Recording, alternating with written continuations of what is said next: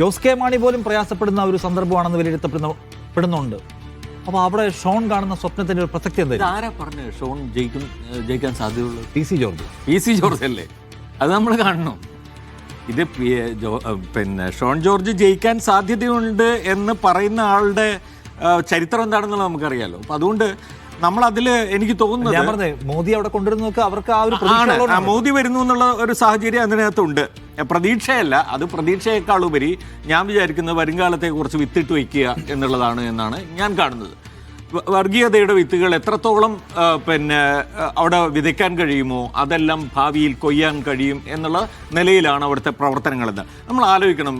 നിഷാദെ, കഴിഞ്ഞ ഒരു 5 വർഷത്തിനുള്ളിൽ നമ്മൾ ഈ വർഗീയ പ്രസ്താവനകളും അങ്ങേയറ്റത്തെ മുസ്ലിം വിരുദ്ധ വിദ്വേഷ പ്രസ്താവനകളും കേരളം ഏറ്റവും കൂടുതൽ കേട്ടിട്ടുള്ളത് ആരിൽ നിന്നാണ്? ഒരു പേര് ഉറപ്പായിട്ടും PC ജോർജ് ആണല്ലോ.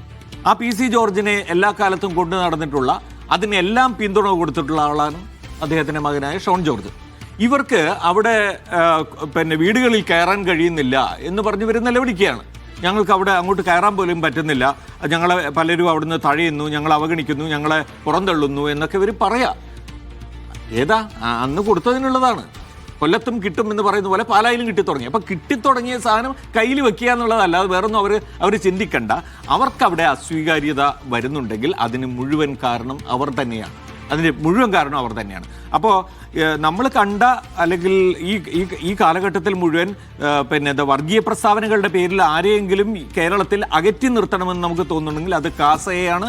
കാസയോടൊപ്പം ഇത്രയധികം വർഗീയത ചുരിഞ്ഞ PC ജോർജും ഷോൺ ജോർജും തന്നെയാണ്. അതിനകത്ത് ഒരു സംശയമില്ല. അത് പാലാ മാത്രമല്ല, കേരളത്തിൽ ഏത് മണ്ഡലത്തിൽ പോയാലും അവരെ അകറ്റി നിർത്തിയിട്ടുണ്ടെങ്കിൽ അതിനകത്ത് യാതൊന്നും നമ്മൾ പിന്നെ ഖേദിക്കാനില്ല.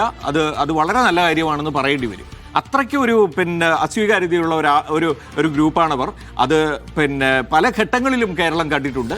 അതിനകത്ത് എന്തെങ്കിലും തരത്തിലുള്ള മാറ്റം വരുത്താൻ പിന്നെ പ്രധാനമന്ത്രിയുടെ സന്ദർശനം കൊണ്ട് അവിടെ ഉണ്ടാക്കാൻ കഴിയുമെന്ന് ഞാൻ കരുതുന്നില്ല. അതിനകത്ത് പിന്നെ ഈ പറഞ്ഞ രീതിയിൽ ഇതേ നിലയ്ക്ക് ഇപ്പോൾ പിന്നെ ചില ബിഷപ്പുമാരൊക്കെ ഉണ്ടല്ലോ, ലവ് ജിഹാദ് മാത്രമല്ല നാർക്കോട്ടിക് ജിഹാദ് ഉണ്ട്, മറ്റതുണ്ട് മറിച്ചതുണ്ട് എന്നൊക്കെ പറയുന്ന ആളുകളുണ്ടല്ലോ. അവർക്കൊക്കെ കുറച്ചുകൂടി പ്രോത്സാഹനം നൽകാൻ കഴിയുന്ന രീതിയിൽ അവിടെ വന്ന് എന്തെങ്കിലും മോദി പ്രസംഗിച്ചിട്ട് പോകുമെന്ന് നമുക്ക് പറയാൻ പറ്റില്ല. അത് മാത്രമേ ഉണ്ടാവുള്ളൂ. വർഗീയമായ ചേരിതിരിവുണ്ടാക്കി പാലായിൽ എന്തെങ്കിലും ചെയ്യാൻ കഴിയുമെന്ന് ആ പാലായിലെ ജനങ്ങളെക്കുറിച്ച് നമ്മൾ വിചാരിക്കുന്നതിൽ ഒരു തെറ്റുണ്ട്. ഓക്കെ.